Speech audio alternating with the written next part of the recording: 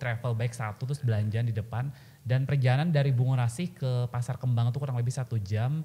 Di perjalanan tuh hujan lebat dengan petir-petirnya dan itu beliau tuh begitu kuatnya gitu ya bawa aku naik motor. Oh my God. Itu udah yang basah kuyup Let's sampai go. ke basah. Oh my God.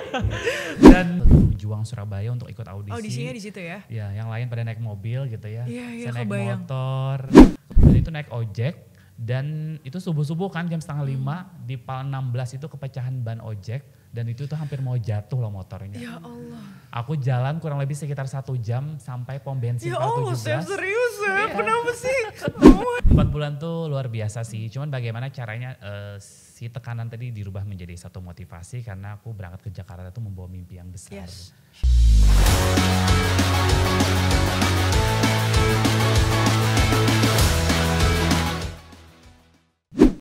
Oke, Assalamualaikum warahmatullahi wabarakatuh. Selamat pagi, salam sejahtera untuk kita semua. Bertemu lagi bersama saya Nanda Al-Humaira di podcast Pelita Insani yang disponsori oleh Bank Syariah Indonesia Kalimantan Selatan.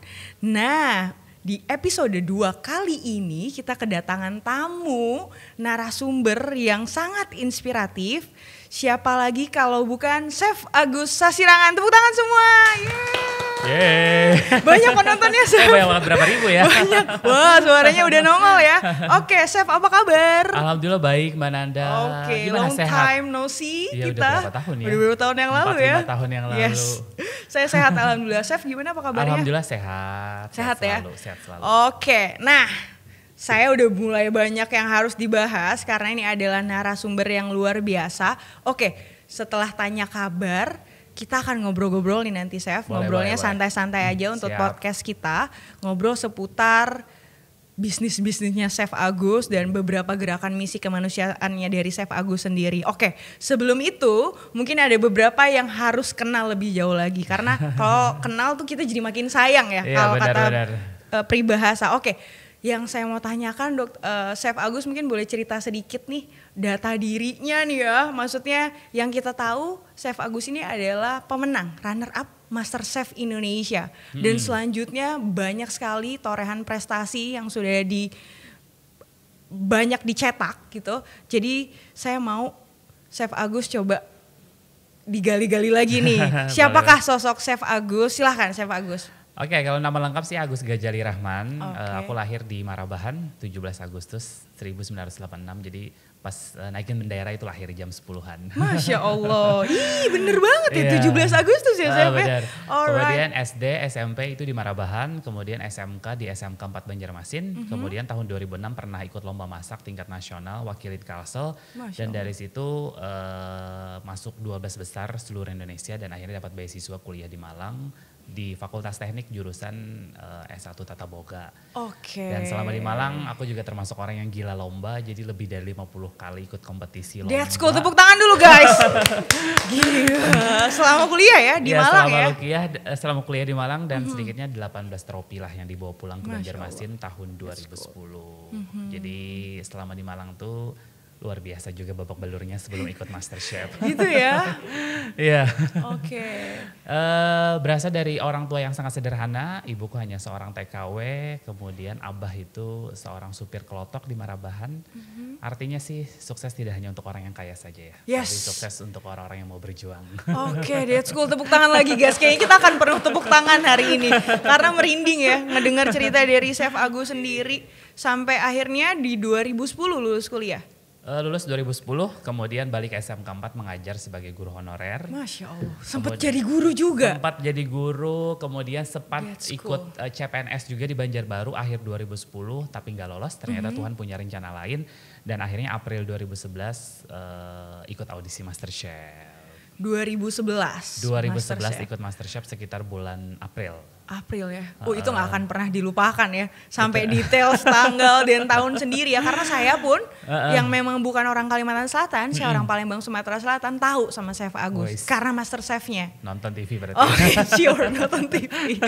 Iya, karena memang udah skala nasional. Nah, kayak gimana tuh Chef? Kita bahas dikit ya.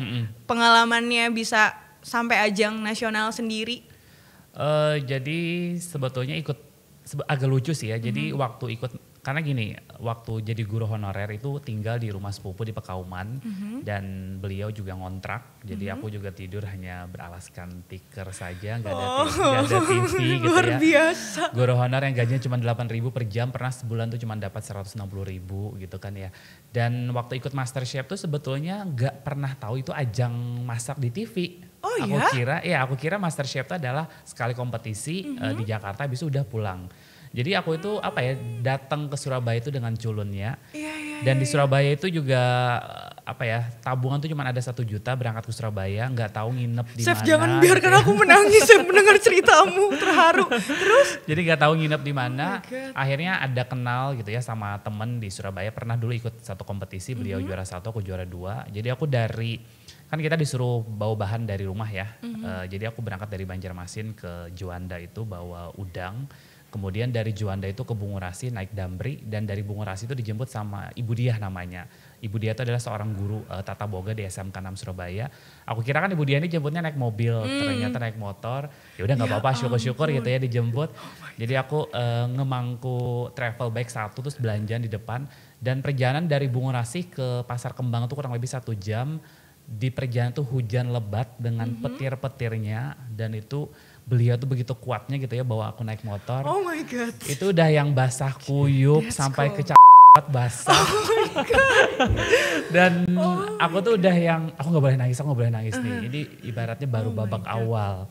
Dan ternyata udang yang aku bawa itu juga nggak dikasih es batu dan itu hampir busuk. Jadi pas audisi besok aku maksain masak udang itu, ternyata memang hasilnya nggak maksimal. Jadi aku pagi-pagi harus naik ojek lagi, belum mandi, ke pasar harus nyari ide lagi. 2011. Iya. Kemudian akhirnya aku bikin, yang awalnya kan aku mau bikin udang yang di roll gitu. Terus aku ganti menu karena udang ngebusuk dari Banjarmasin. Aku bikin akhirnya puding nasi abon kare pada saat itu. Habis itu masak lagi bla bla bla. Kemudian naik motor lagi dari rumah Ibu Diah ke Gedung Juang Surabaya untuk ikut audisi. Audisinya di situ ya? Ya, yang lain pada naik mobil gitu ya. Iya, saya naik motor, kemudian di pelataran Gedung Juang itu nata sendiri, dan saya pada saat itu peserta dengan nomor 97 dari sekitar 500-an. Dan dari audisi itu ternyata Tuhan punya rencana lain. Artinya setiap kegagalan itu selalu ada hikmahnya. Ternyata udang yang di roll gitu banyak dibawa oleh peserta yang lain. Nah, ternyata puding nasi abon kare itu justru membawa keunikan tersendiri. Yes. Akhirnya dari Puding nasi abon kare. Jadi aku di situ bikin nasi dipakai bumbu kari, kemudian masukin gelas, kemudian dikasih susu, dikasih telur, dikasih terigu. Jadi dia di steam gitu. Jadi konsepnya kan padat kayak puding. Betul. Terus di atasnya roti abon sama keju. Jadi itu untuk breakfast. Jadi Siap. presentasi aku ya ini menu breakfast tapi dengan kearifan lokal Indonesia. Gokil. Kemudian dari 500-an, kemudian dipilih 150, kemudian dari 150 kita div interview lagi di dalam, dan akhirnya aku masuk 50 besar, dan dari 50 besar itu besoknya kita audisi lagi yang kedua, itu kita masak hanya dengan waktu 20 menit bikin makanan kontinental. Nah habis itu baliklah ke Banjarmasin sekitar 1 bulan, akhirnya baru dipanggil kembali dan diinformasikan bahwa aku masuk 30 besar dari 1.800 seluruh Indonesia. Tepuk tangan lagi guys, kita gak akan berhenti tepuk tangan nih, luar biasa, gokil. Itu perjuangan luar biasa Mbak Nanda. Jadi iya pas kebayang berangkat, aku, ini udah mau nangis loh, terharu banget. Iya pas berangkat ke Jakarta pun ada ujiannya lagi. Aku ke Jakarta itu disiapin tiket, kemudian aku dari Pekauman tuh berangkat pesawat pagi jam 6 penerbangan pertama, dan aku dari Pekauman jam setengah 5 pagi. Pekauman itu, ya? Iya Pekauman, Banjarmasin Selatan. Bawa 2 travel bag dan disuruh bawa baju buat 4 bulan. Dan itu aku masih belum tahu itu program TV. Iya. Itu aku masih belum tahu loh itu program TV. Ya jadi dengan culunnya udah bawa bawa barang 2 travel bag, 1 di pangku, 1 di depan, dan itu naik ojek. Dan itu subuh-subuh kan jam setengah 5 di Pal 16 itu kepecahan ban ojek, dan itu tuh hampir mau jatuh loh motornya. Ya Allah. Aku jalan kurang lebih sekitar 1 jam sampai pom bensin Ya Allah, Chef, serius ya? Kenapa sih? Oh my God. Dan akhirnya aku tukang ojek tuh nyari tukang tambal ban, tapi kan mana ada yang buka kan kalau pagi-pagi. Dan di situ aku nungguin orang kayak manggil-manggil gitu. Siapa tahu kan ada arah ke bandara yang mau mau mampirin. Serius? Tapi nggak ada yang sama sekali karena dulu kan gak ada yang kenal aku kan. Mungkin kalau sekarang aku di Kalau pinggir kita jalan udah kenalan, kamu bisa telepon aku, Chef. Aku akan datang. Oh my God. banyak yang mampirin, mungkin taksi kuning atau taksi gambut gitu ya. Jadi itu akhirnya dapat taksi dan nyampe bandara itu udah yang lari-larian, harus ngeprint tiket dulu, untung nggak ketinggalan. Nah pas sampai di Jakarta kita ketemu di Hotel Bidakara di Jakarta Selatan dan ketemu dengan 30 finalis seluruh Indonesia di sana dan ditanyain udah pernah nonton MasterChef belum? Udah, kata peserta yang lain. Aku tuh yang colong, emang MasterChef apa sih? Iya, MasterChef itu adalah salah satu program TV yang sudah tayang di 4 negara dan itu diadopsi dari luar dan Indonesia ini adalah negara yang kelima yang mengadopsi program MasterChef. Ditayangin lah contohnya MasterChef Australia pada saat itu. Hah? masak kayak gini terus masak di restoran, masak outdoor segala macam dan baru pertama itu tahu bahwa MasterChef adalah program TV dan nanti akan ada syuting segala macam. Ya udah akhirnya dijalani dan luar biasa 4 bulan karantina di Jakarta. Oh my god, aku nggak bisa nahan nafas nih saking luar biasanya perjuanganmu loh. Oh my god, yes. Dan ini aku baru tahu, seriously, aku baru tahu. Sometimes kita tahu setelah udah banyak torehan prestasi, padahal di belakang itu gimana perjuangannya dari audisi kemudian sampai 30 besar kepecahan ban ojek itu menjadi satu cerita yang sebenarnya bisa difilmkan loh. Banget itu jadi film dokumenter biografi, seriously. Jadi kalau lewat pom bensin Pal 17 tuh ingat 2011 aku pernah subuh-subuh bawa 2 travel bag manggil-manggil mobil itu nggak ada yang mampirin gitu. Ya ampun, lihat deh Akbar sambil berdiri tuh nganga dengar ceritanya Chef, ya ampun. Oke, 2011 dan akhirnya kamu memenangkan. Jadi under pressure tuh luar biasa waktu ikut MasterChef. Bayangkan syuting kadang sampai jam 4 pagi, kemudian banyak kontestan yang kadang sharing sama kita karena kan semua pengen menang kan. Kemudian juri juga luar biasa karena suka ngomel-ngomel. Aku kan pernah diomelin Chef Juna tuh katanya sotong aku yang kayak mirip cumi itu kayak sendal jepit. Sausnya bawa kaos kaki katanya. Aduh, itu luar biasa. Unforgettable moment ya. 4 bulan tuh luar biasa sih. Cuman bagaimana caranya si tekanan tadi dirubah menjadi satu motivasi karena aku berangkat ke Jakarta tuh membawa mimpi yang besar. Sure. Abah itu pernah bilang, Gus nanti kalau menang MasterChef ajakin ya ayah naik pesawat. Oh my God. Ajakin ya ayah tidur di hotel. Jadi pada saat aku masuk babak eliminasi, kalau misalnya juri nanya, Chef Agus siapa orang yang paling sedih kalau Agus pulang pada malam hari ini dan mengubur mimpinya menjadi seorang MasterChef. Saya bilang ya jelas orang tua saya termasuk ayah saya itu udah nangis aja tuh. Iya. Jadi ya memang harus menang nih, gak boleh ngecewain mereka. Jadi udah gak mikir lagi, entah itu kan ada yang ngobrol itu settingan, nanti yang grand final ini bla bla segala macam. Udahlah saya yang penting saya memberikan terbaik. Toh kalau emang takdirnya menang, kalaupun takdirnya gak menang itu udah yang aturan yang di atas. Yang penting aku berusaha terus memberikan yang terbaik kalau misalnya masuk Jalari MasterChef. Yes, dan masuk 2 besar, kemudian grand final. Sempat edisi pulang kampung juga, RCTI ke Banjarmasin, ke Marabahan, masak pakai kayu bakar gitu ya sama orang tuaku tuh luar biasa, kayak mimpi lah. Dan cuman selisih 3 poin, akhirnya menjadi runner up MasterChef Indonesia. Tepuk tangan lagi, itu udah luar biasa guys. Oh my god. Iya, berarti 2011 bisa 2011. Jadi one of the winner-nya of MasterChef Indonesia ya, 2011. Nah masih banyak lagi nih ya, 2012 aku ada baca, itu ada rekor muri juga dong. Ya aku pernah bikin konsep masak di atas mobil trailer. Kebayang gak sih mobil trailer dengan panjang 18 meter itu dia setting dibikin dapur dan masak dari Tanjung sampai Banjarbaru melewati 7 kabupaten dan konsep yang berbeda lah. Setiap kabupaten itu aku memasak menu masakan daerah itu. Tepuk tangan lagi guys. Rekor muri ya di 2012 ya. Iya. Oke. Gokil Chef, saya udah speechless nih mau nanya apalagi nih, banyak banget nih pasti inspirasi dari apa yang disampaikan Chef Agus sendiri. Nah oke, dari sana mulai banyak nih ya, udah mulai ngerintis bisnis, betul? Ya, nah boleh diceritakan ke kita, seperti apa tuh? Motivasinya apa, kenapa tertarik nih jadi into banget di dunia kuliner sendiri? Jadi sebetulnya after dari MasterChef itu kan 2011 aku nggak langsung bisnis karena aku menganggap aku masih kurang ilmu, kurang modal, kurang link dan lain sebagainya, kurang pengalaman juga. Jadi memang selama kurang lebih 3 tahun itu masih ngambil job keluar kota. Pernah jadi BA, orang Indonesia pertama yang menjadi BA-nya Pizza Hut Indonesia. Kemudian dan lain sebagainya. Terus akhirnya 2014 itu kita akhirnya buka mie Banjir di Banjarmasin. Kenapa sebetulnya mie Banjir? Karena aku pengen bikin varian-varian baru lagi. Jadi biar orang tuh nggak kenal dari Kalsel tuh misalnya soto Bang Ahmad aja atau lontong Aradi dan lain sebagainya. Jadi karena mie bancir ini adalah makanan kaki lima, Betul. jadi tujuan aku adalah gimana caranya mie bancir bisa jadi konsep rumah makan yang konsepnya eatery lah ya, semi resto gitu, biar bisa naik kelas. Betul. Jadi Level berawal dari makanan kaki lima tapi bisa naik kelas. Mie bancir, kemudian ada di Banjarbaru juga, kemudian kita juga ada warisan rasa. Jadi warisan rasa itu sebenarnya diangkat dari buku ke-14 aku. Jadi kebetulan sudah nulis 14 buku ke-14, juga. alright, yes, that's cool. Warisan rasa buku yang diinspirasi dari figur seorang mama. Jadi belajar masak tuh dari kelas 2 SD dengan mama, kemudian mama meninggal 2018 dan banyak sekali ilmu-ilmu yang beliau turunkan. Akhirnya ketika beliau meninggal di 25 November 2018, di 100 hari beliau itu aku mencari inspirasi dan akhirnya muncul warisan rasa.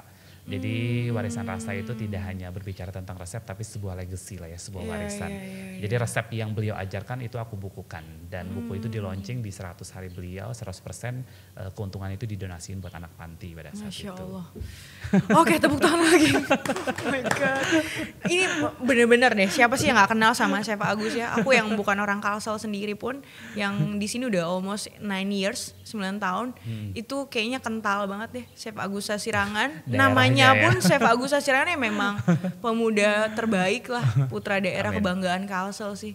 Actually. Oke, berarti bisnisnya kemudian, lanjut lagi. Banjir, kemudian dedaunan sebetulnya ya ini sih Mbak Nanda, jadi waktu pandemik itu memang semua kita kena dampak ya. Of Jadi course. beberapa bisnisku juga tutup permanen kayak mie bancir di Duta Mall, kita warisan rasa di depan Museum Banjarbaru juga sempat tutup. Akhirnya semua dievaluasi dan pada saat pandemik itu kan semua job juga kehilangan. Banget Chef, banget. Akhirnya aku masak di rumah dan masak di rumah itu bangun jam 3 subuh, jam setengah 3 subuh itu masak sendiri kadang-kadang cuma dibantuin satu orang asisten sampai memais wadai pais itu sampai berluka-luka tangan kena lading gitu ya sampai 400 biji ngemais dan cuman nggak apa-apa aku apa ya mensyukuri proses itu karena Itu juga daily ya, jadi kayak Iya. kita jual daily gitu jadi ya. open PO gitu sih kita open reseller juga dan dari situ ternyata pasarnya bagus dan aku melihat kok banyak produk Iya, aku demand-nya menggunakan tinggi daun ya, ya. betul. Awalnya kan aku bikin rarampahan itu jamu dan dia ada daun pandan sama daun salamnya. Akhirnya kita bikinlah brand namanya Dedaunan. Jadi Dedaunan itu adalah hidangan aroma khas Indonesia. Itu adalah rezeki pandemi ternyata Rezeki ya. pandemi, kalau nggak ada pandemi nggak mungkin lahir Dedaunan. Benar sekali. Dan Alright. produk yang viral dari Dedaunan itu adalah apam kenari tadi. Jadi apam kenari itu yang sebetulnya membawa nama Dedaunan lebih besar lagi. Yang akhirnya kita tadinya online gitu ya.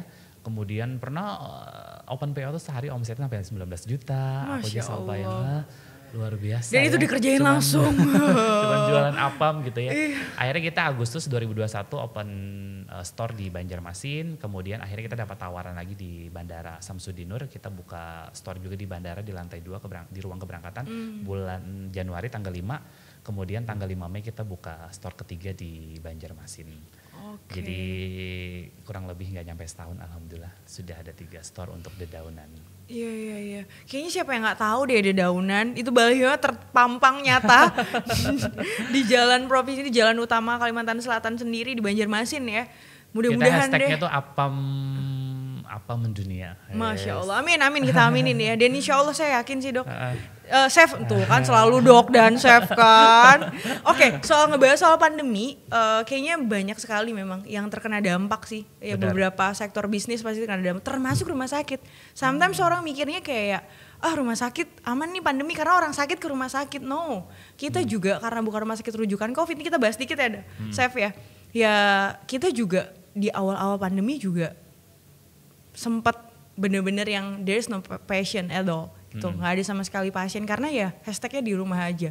Dokter-dokter juga mengurangi, membatasi jam-jam praktek sendiri. Waktu itu gimana scary-nya ya, Iya, benar-benar. COVID-19 gitu, kemana-mana kita harus pakai APD. Nah mudah-mudahan setelah 2 tahun ini sampai dengan hari ini, mudah-mudahan pandemi akan berubah menjadi endemi nantinya. Benar. Ya COVID-19 udah mulai bersahabat dengan kita dan mudah-mudahan semua mulai bangkit lagi nih. Amin, ya, amin, ya. amin, Insya Allah ya sih Rabbal udah alamin. mulai dapat sinyal tuh di awal tahun ini ya Iya, Chef ya. benar, Mudah-mudahan benar. bisnis-bisnis yang tadinya sempat dapat ujian mulai di awal tahun ini kita udah mulai bangkit lagi. Yuk Amin, UMKM amin. semua bangkit, amin. Alright, Aduh. berarti sampai dengan Dedaunan ya yang terakhir kemarin. Iya, Itu Dedaunan gimana sih. tuh? Gimana tuh untuk respon pasarnya sendiri? Jadi setelah store ya, yang tadinya online, terus setelah ada store sendiri gimana tuh? Kita memang menangnya dedaunan itu lebih booming lagi karena kita juga ada reseller di 13 kabupaten kota di Kalsel. Kemudian kita juga ada reseller di Kalteng dan juga Kaltim. Kemudian juga banyak yang open just tip ke Jakarta, ke Surabaya segala macam.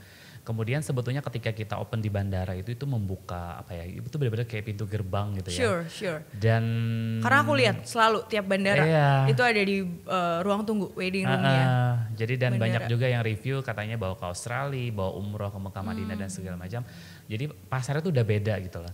Dan akhirnya itu yang justru semakin memperkenalkan produk dedaunan yang mungkin saya pengen ibaratnya ya kayak di Bandung kan ada brownies Amanda. Aku pengen Kalsel tuh dia punya apam kenari tadi.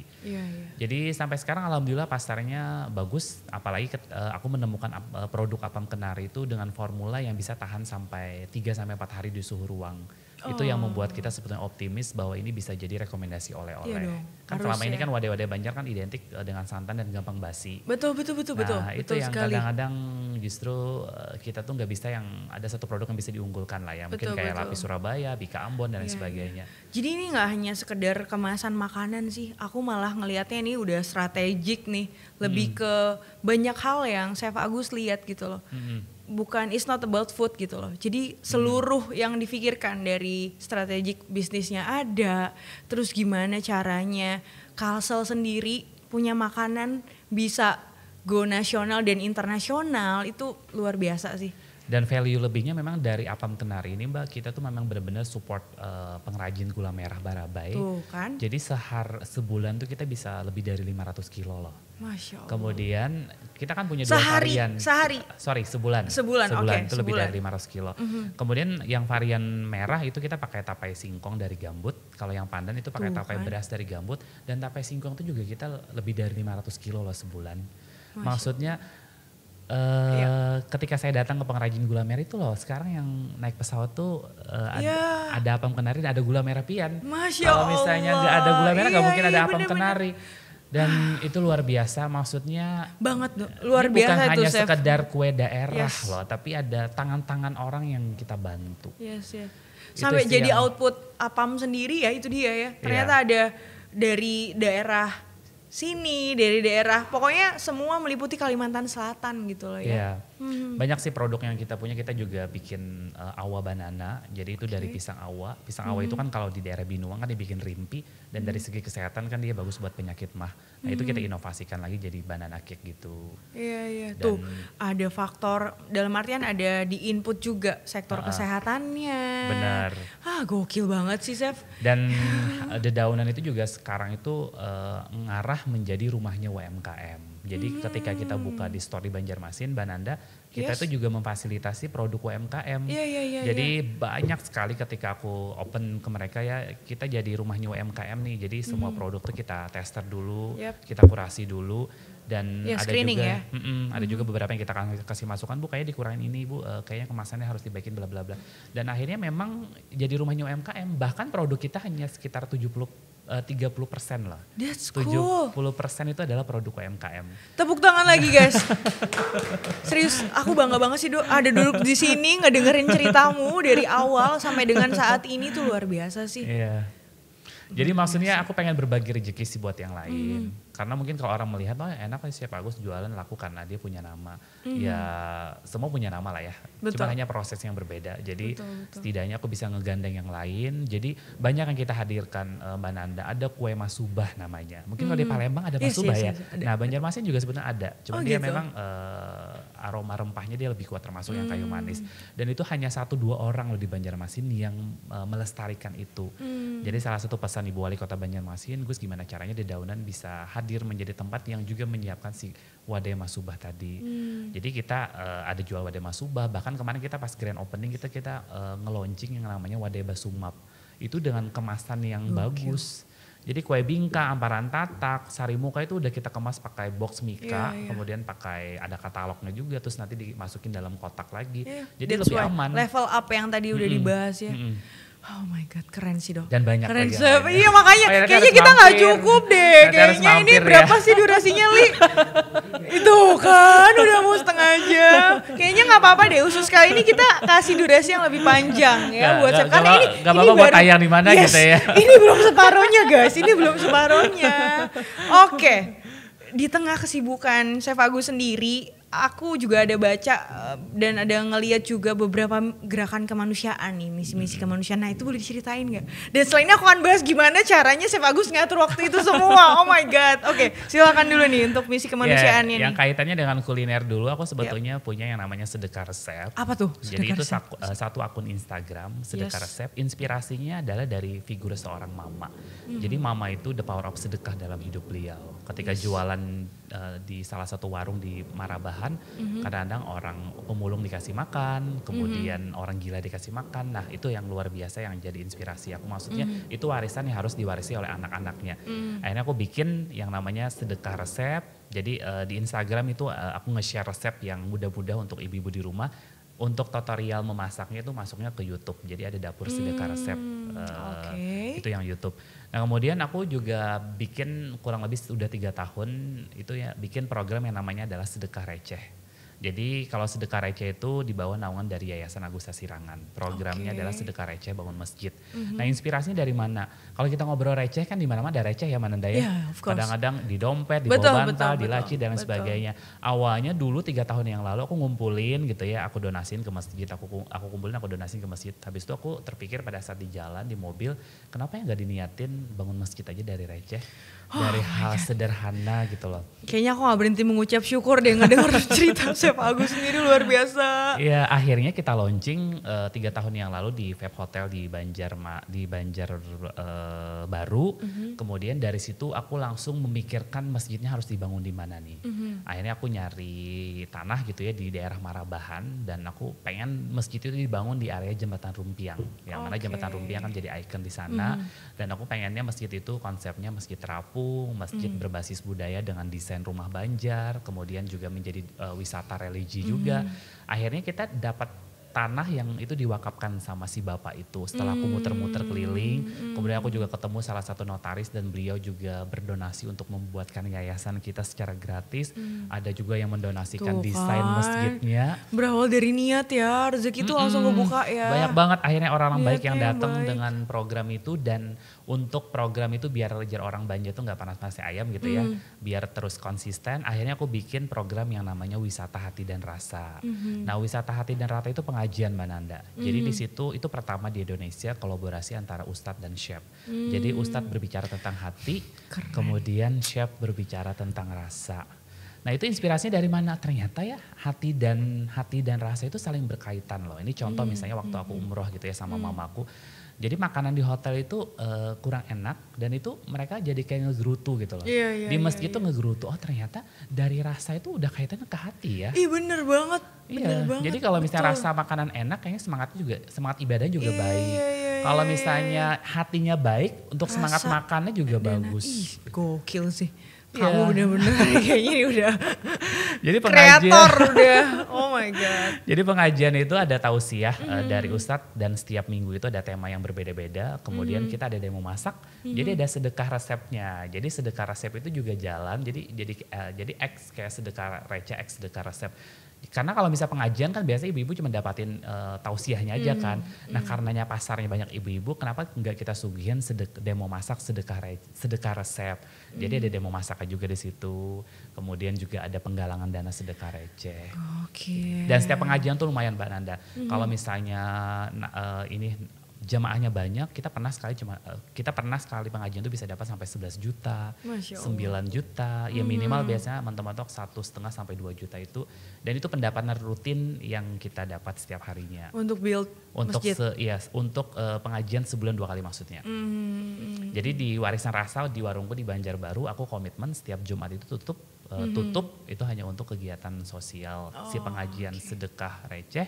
Dan kita juga punya program sedekah rantang Jumat itu udah setahun konsisten itu bagiin rantang buat kaum-kaum duafa yang ada di Banjarbaru dan di Kabupaten Banjar. Wah tepuk tangan semua guys. Oh my god, sorry speechless. Ya, terlalu banyak. No, it's okay. Karena harus. That's why kenapa kita undang Chef. Kita tuh setim tuh udah kayak, nih siapa ini yang akan kita undang selanjutnya. Sebenarnya udah langsung terpikiran sama Chef Agus Sasirangan sih. Jelas ini putra daerah yang membanggakan Insyaallah, Kalimantan semoga. Selatan insyaallah ya. Oke, selanjutnya. Oke, dari segala kesibukan chef dari awal sampai dengan sekarang nih, saya yakin juga ini akan dalam artian ya pasti menguras pikiran, tenaga ya. Dan yang kita udah bahas di awal tadi perjuangan, nah gimana sih cara bisa ngatur waktunya gitu loh. Maka ada tips bisa strong dan sehat terus gitu ya. Karena kan banyak banget nih chef kegiatannya ya nggak sih guys?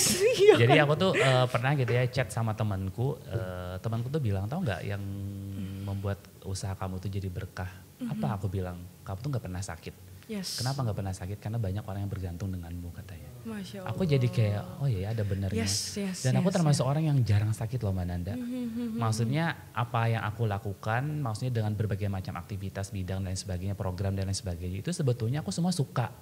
Maksudnya kalau misalnya orang mikirnya ini pencitraan, aku emang sebetulnya sosial tuh emang udah dari dulu gitu loh. Capek loh kalau mau ngerjain sesuatu hal yang kita nggak cinta akan kerjaan itu.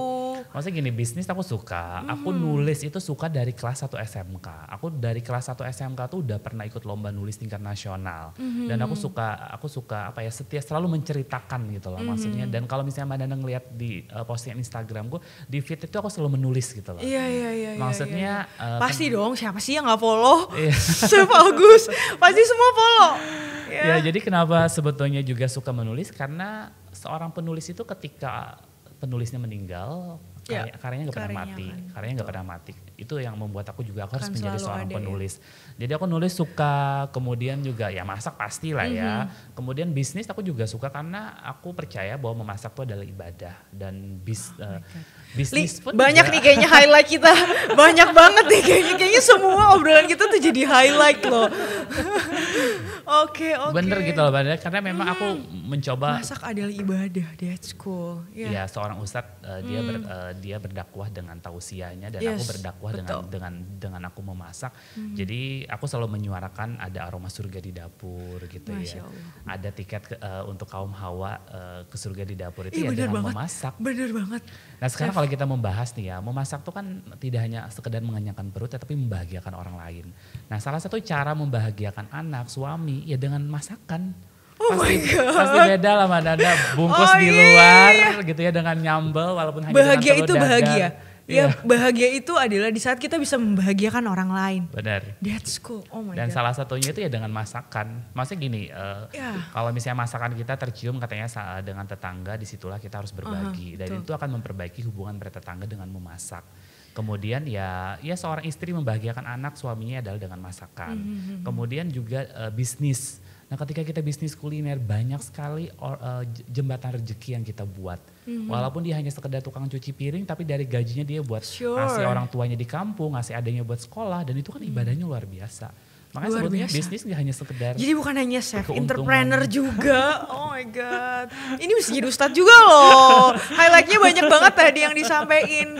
Oh my God. Jadi itu sih, jadi makanya itulah yang maksudnya yang disuarakan. Dan syaratnya harus ikhlas saya bilang. Memasak gak bisa ngegerutu. Harus dilakukan dari hati. Itu sih yang harus disoroti. Sometimes juga ada beberapa pertanyaan masuk kayak gimana sih bisa maintain? Ini padat banget loh yang harus diurusin. Ya gak sih? Kita punya keterbatasan dalam artian. Cuman itu dia ya karena kita mengerjakan seluruhnya dengan cinta. Yes. Dan memang diniatkan untuk yang di atas. Gak serta-merta it's not about money. Ya. Jadi semuanya as long as tulus ikhlas ya jalan ya chef ya. Jadi sebetulnya aku termasuk orang yang juga well prepared dalam ngerjain sesuatu. Setiap ada project tuh selalu bikin deadline-nya, kemudian ada schedule-nya. Harus, kalau enggak akan jadi semua ini. Bener. Pasti ada something nih.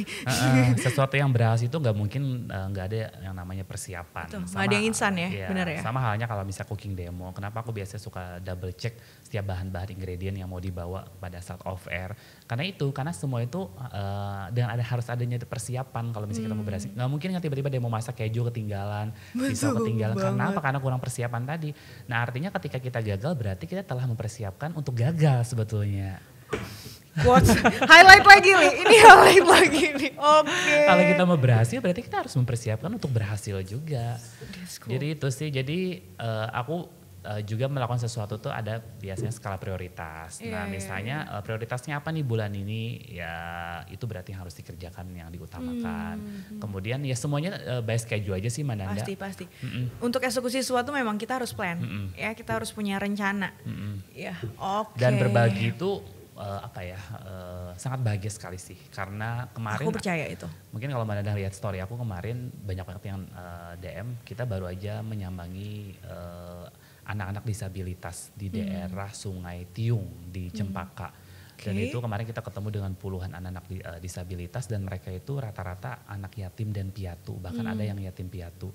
Kemarin aku pada saat launching Dedaunan di Banjarmasin kita sempat melelang kue dan itu dapat kurang lebih sekitar 5 juta dan itu kita donasi dengan anak disabilitas dan itu luar biasa sedih. Aku pas ngasih sambutan itu ada beberapa ibu-ibu yang sempat nangis. Emosional. Artinya apa? Iya. Terima kasih ibu-ibu sudah menjadi orang tua yang sabar buat anak-anak. Ya. Oh my God.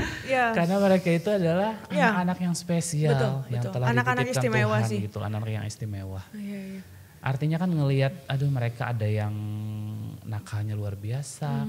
Bahkan kita sempat menyambangi satu rumah yang itu sampai dipagar sama kayu. Dan berdua beradik itu dia sama-sama autis. Jadi katanya kalau dibuka dikit dia bakal hilang, lari kemana. Itu kan luar biasa kan, orang tua yang sabar gitu loh. Itu pahala sabarnya luar biasa menurut saya. Iya. Dan itu sih sebetulnya yang menjadikan kita bersyukur. Maksudnya kita dengan kondisi fisik yang sempurna, masa kita masih mengeluh dengan ini itu. Betul sekali. Sedangkan mereka semangatnya itu luar biasa. Wah luar biasa sih. Saya juga harus ngucapin terima kasih banyak nih buat Chef Agus nih atas apa yang sudah dikerjakan sih, yang dipersembahkan untuk banyak hal sih. Amin, saya semoga. ngelihatnya. Wah luar biasa guys. Lanjut Li. Oh my God. Oke, berarti dari banyak kesibukan yang ada, tetap ya perencanaannya, terus eksekusinya, terus nilai. Itu yang bikin sehat malah. Yes. Value-nya, betul. Value-nya gimana caranya, ini gak hanya connecting-nya antar manusia loh kalau saya lihat. Semuanya tuh connecting-nya ada unsur Tuhan ya, ada unsur itu yang di atas, yang sih. mahanya gitu loh. Kayaknya itu sih yang bikin semuanya tuh jadi. Kalau aku sih mikirnya gini sih Mananda, hidup cuma sementara gitu loh. Masa kalau kita sekali. ngejar dunia itu gak ada habisnya, kita dapat target ini pasti dikejar lagi. Terus semua pada ngangguk-ngangguk loh. Iya, Chef, kita diingetin lagi nih loh. Mananda pernah ngerasain gak sih? Uyuh lah. Yes. Lelah ya. Capek. Ternyata kalau maksudnya dunia gak ada habisnya gitu loh. Maksudnya apalagi kayak aku kan ibarat punya hampir 50 karyawan yang kalau kita nggak bisa memanajemen hati kita gampang banget yang namanya tersinggung. Iya, betul sekali. Kadang-kadang harus punya hati yang luas. Iya, ada maksudnya tingkahnya udah kurang enak Pasti itu. Udah bawa ke perasaan kita. Nah itu nggak ada habisnya dan kita harus juga harus punya pemikiran bahwa manusia nggak ada yang sempurna. Kita maksudnya nggak suka sama orang, kita juga nggak bisa ngejamin 100% orang suka sama kita. Jadi itulah maksudnya tinggal bagaimana cara kita menyikapi itu aja sih. Kita nggak pernah bisa ngontrol omongan orang lain terhadap kita, sikap orang lain terhadap kita nggak bisa ngontrol. Itu jangan pander kayak itu lah bahasanya. Semua orang harus gitu dititipin pesan sama aku harus, gitu kan. Kita nggak bisa gitu lah.